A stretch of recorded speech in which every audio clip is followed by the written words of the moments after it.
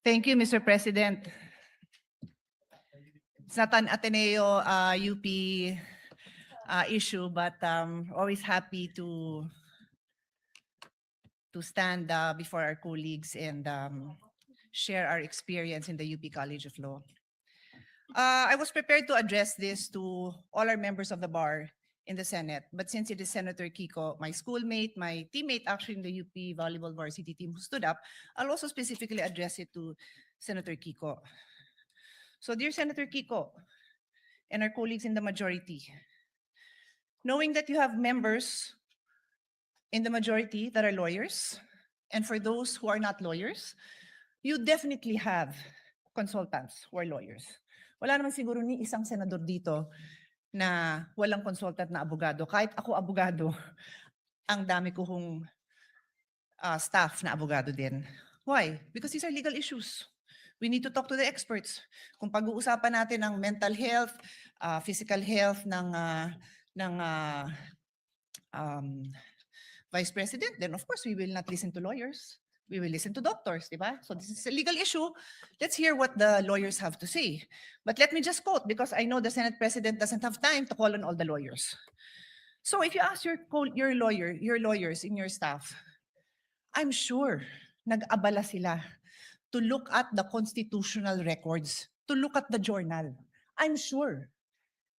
And if they did not, please take your cell phone now and text your staff.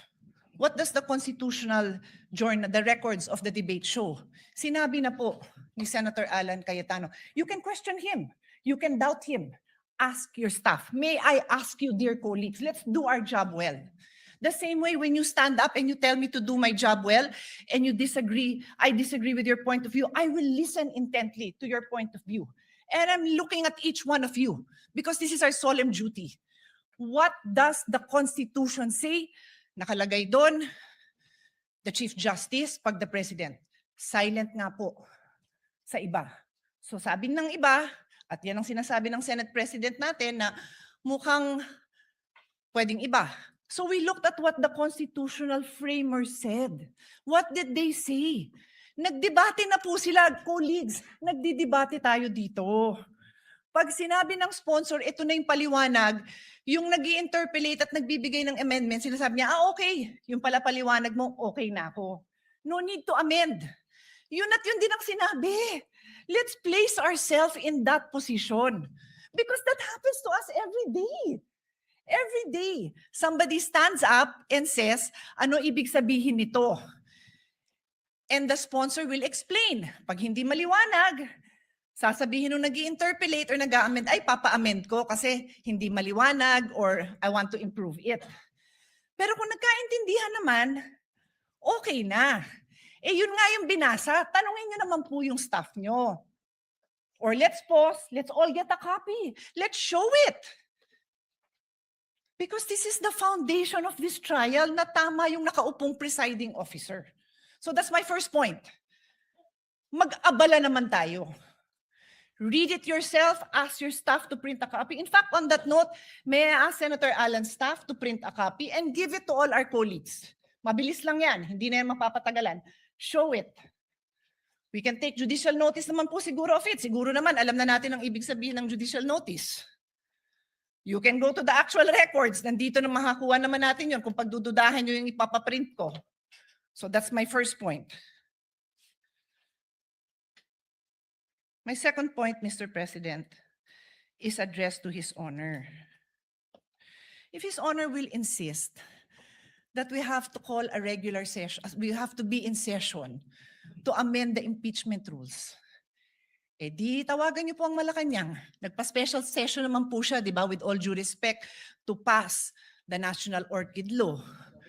To pass, what else? Ano, tatlo yun eh. Oo nga, yun nga, yung waling-waling as National Orchid, ano pa yung dalawa? No, I know, I'm not questioning it. I'm saying that there was a special session called to pass 3 laws. Naalala ko yung waling-waling because I love it. This is important. O ano pa yung dalawa? Unfortunately, hindi ko na maalala.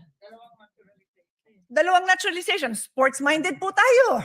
Love po natin yun. Nagkaroon ba ng laban between now and July para mag-special session tayo para doon? Hindi ko alam. But in any case, ito importante to, di ba? Eh di kung pa-i-insist nyo na yung impeachment amendment na yan kailangan gawin ng special session, eh papatawag tayo ng special session. Mukha namang very supportive naman ang Malacanang sa majority. Di ho ba?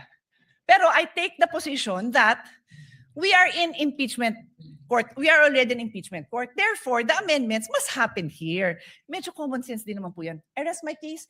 Yun lang po. But as soon as the copies come, I will give it to you. Colleagues, look at it. Huwag tayong majority-minority botohan. Ayusin natin yung pagboboto natin dahil pinapanood tayo, pinapaniwalaan tayo, at umaasa sa atin ang taong bayan. Maraming salamat po. Once again, it is, again, before the chair rules, let me acknowledge